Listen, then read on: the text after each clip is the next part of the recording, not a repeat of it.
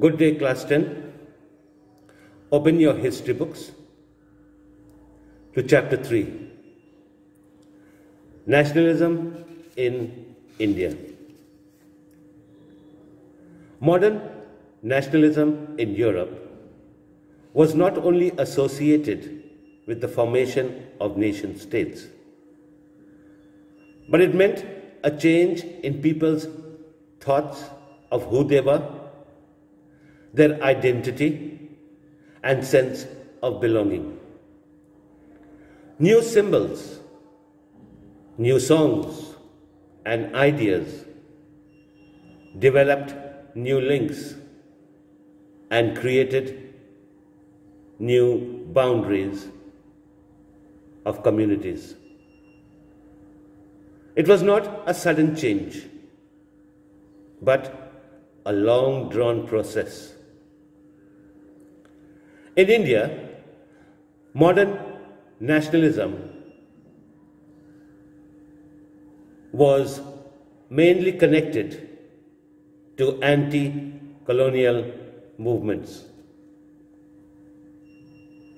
People began to discover their unity as they struggled with colonialism. One reason being the sense of being oppressed by the British. This common bond tied many different groups together. Each class and group felt the effects of the British oppression differently, and their ideas of freedom were different. This will be more clear to you as we go ahead in this chapter. The Congress under Gandhiji tried to unite these groups within one movement.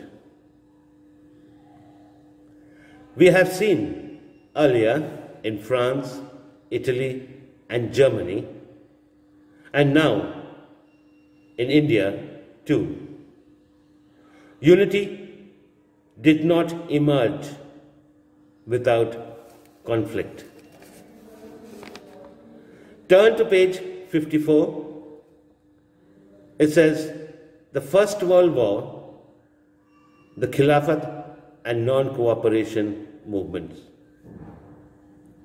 From 1919, nationalism and national movements spread to new areas. New social groups took part in these movements, developing new modes of struggle. We come to the effects of the First World War on the economic and political situation in India. First, it led to a huge expenditure in defense, which was financed by war loans. Why did the British take huge war loans? They did not want to lose their colony, that is India, so they had to defend it. Therefore, the debt increased. Second, the financial debt had to be cleared. That means they had to pay off the debt. But how? The British increased taxes. Custom duties were raised,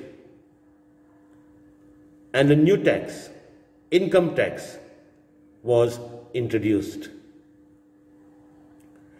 During the war, prices increased. In fact, it doubled. That means twice the price. If an article cost 10 rupees, Then between 1930 and 1918, the cost was 20 rupees, double. Third, increased taxes and prices led to extreme hardships for the common man. The main sufferers, if you take France, if you take Italy, if you take Germany, if you take America, if you take Britain, you will find that the common people suffered, and India is no exception. Fourth, able-bodied male villagers were forced to join the army, and this caused widespread anger. Why? Now the youth were taken away from the villages. The old or the elderly men and women had to do agricultural activities. Women had to work in the fields, do all the household work, and look after the family. So it became difficult. The fifth point, between 1918 and 1921, crops failed in many parts of India, which resulted in acute shortage of food. Sixth, with the failure of crops came the influenza epidemic. And according to the census, taken in 1921, an estimated 12 to 13 million people perished or died due to the famine and the influenza epidemic. When such bad things happen, people always look to the future for better days. Today we are in the same situation. At present, we are going through a tough time. But our ministers, our Prime Minister, our leaders, all give us the hope that better times are ahead. And therefore, here people also hoped that things would improve after the war. But nothing of the like happened. This was the time when a leader emerged in India, suggesting a new mode of struggle. And you know who I am talking about, Mahatma Gandhi. What was his new mode of struggle? He came up with the idea of Satyagraha. We shall discuss this a little later.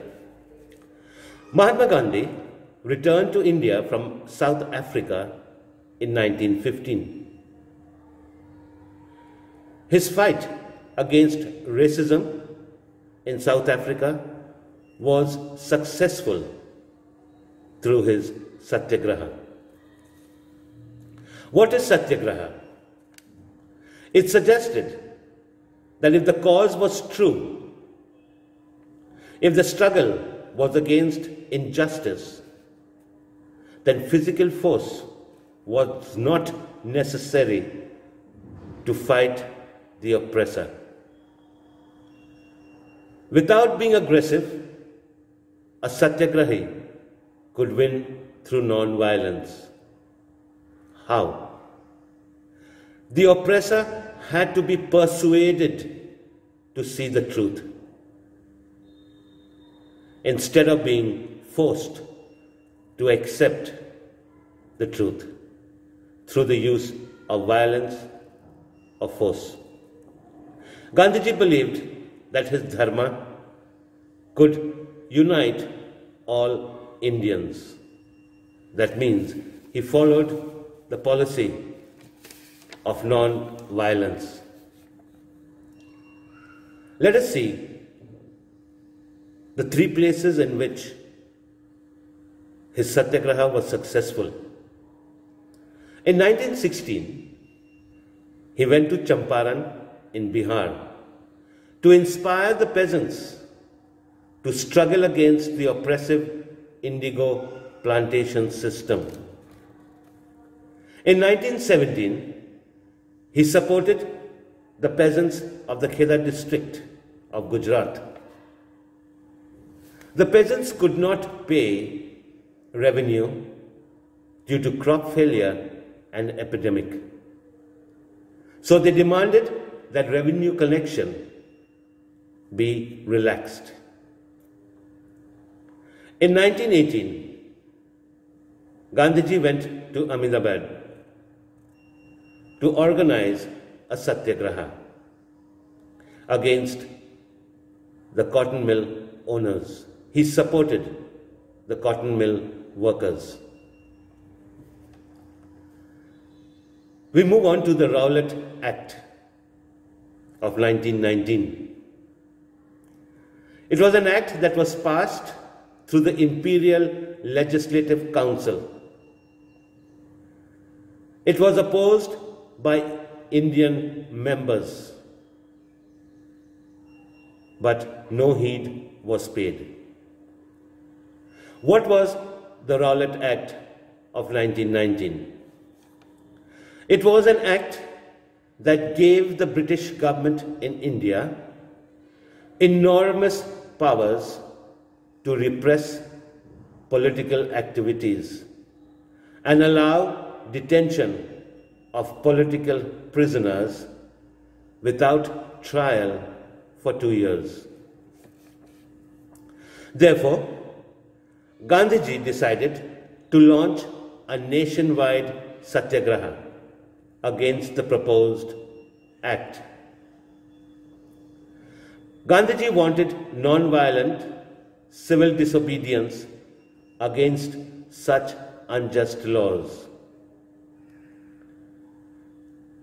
It was to start with a hartal or strike on 6th April, after which rallies were organized in cities, workers went on strike in railway workshops, and shops closed down.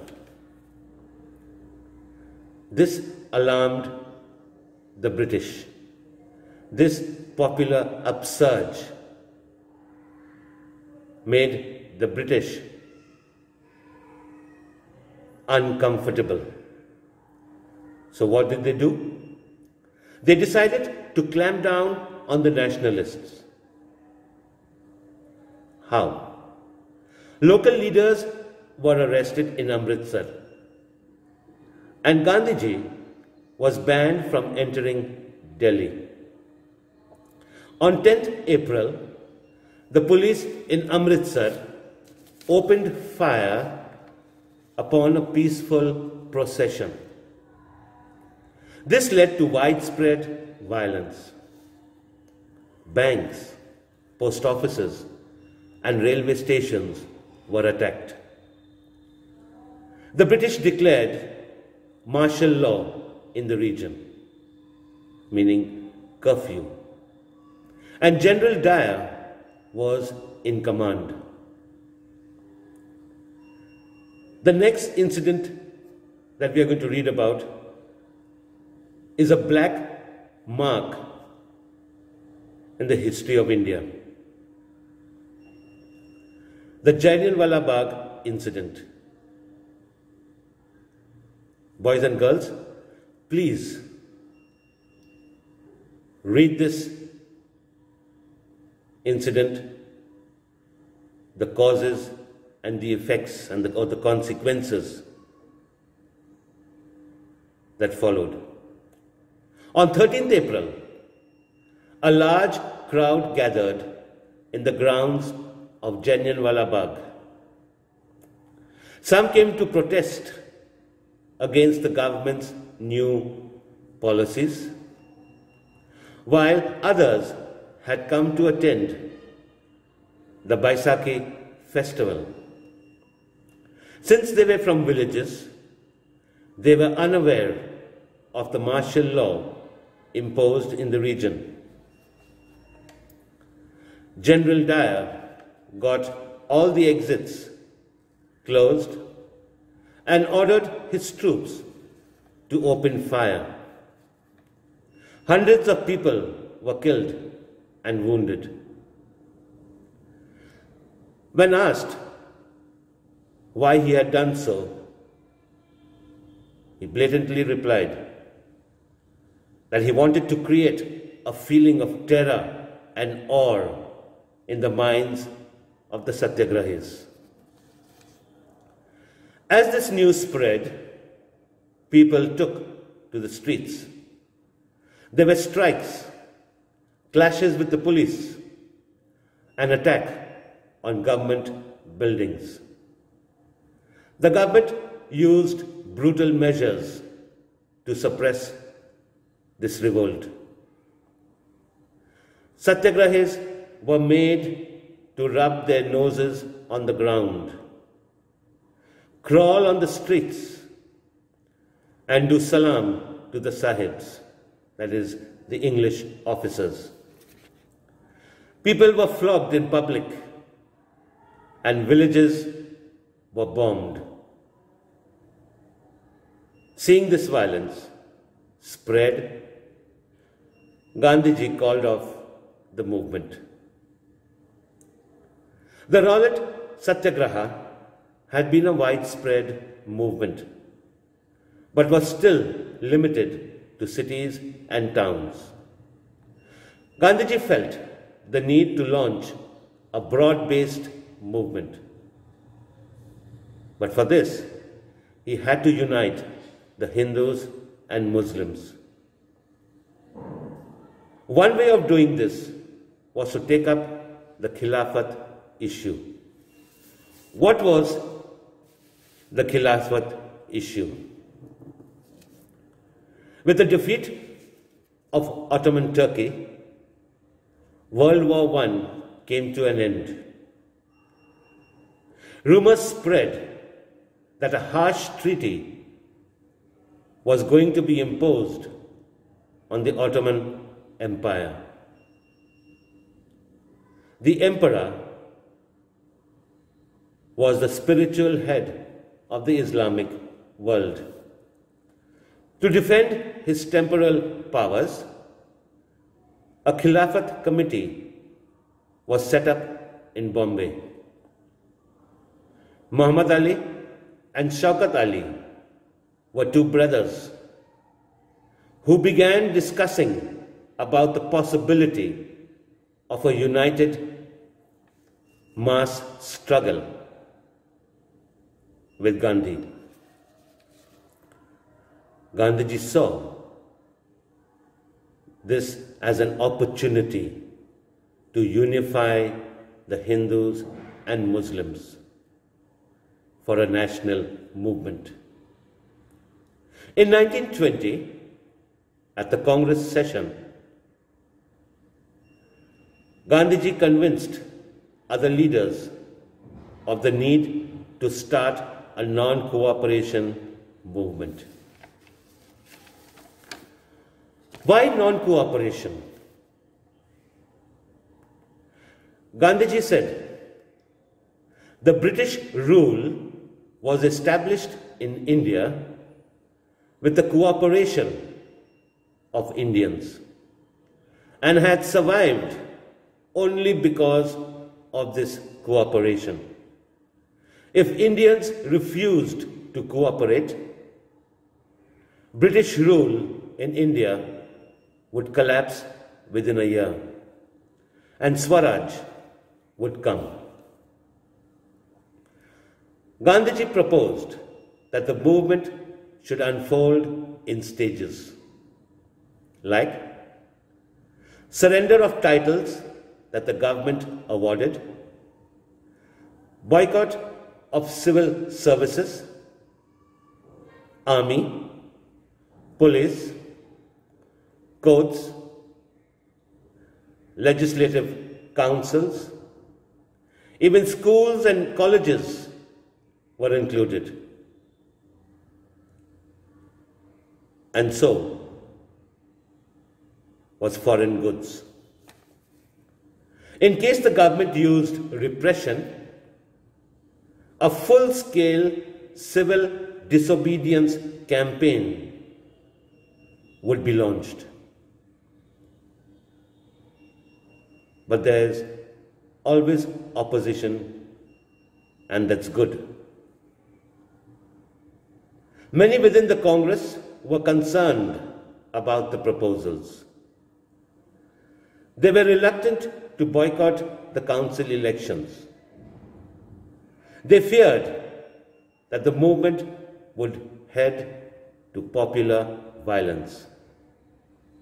There was a great tussle within the Congress. And finally, at the Congress session at Nagpur in December 1920, an agreement was reached, and the non-cooperation movement was adopted. Students, you've got to see these videos 2 to 3 times to understand and follow your book. Now be careful. You must watch these videos at different intervals of time, not continuous. Protect your eyes. Secondly, make a note of the following. I'm calling out, and therefore underline these events in your textbook. First, the place and date of the Jallianwala Bagh incident. Second, peasant satyagraha at Champaran, Bihar. Third, peasant satyagraha at Khera district of Gujarat. Mill workers satyagraha at Ahmedabad. Fifth, Congress session at Calcutta, September 1920. Congress session at Nagpur, December 1920. These are very important for map work. There are a few more, and as I go on, I will tell you. Out of these 6 to 9 incidents, 3 are sure to come in the board exams where map work is concerned. This map work I will do with you a little later, maybe somewhere in June. Right? No tensions, don't take tension, everything will be done properly.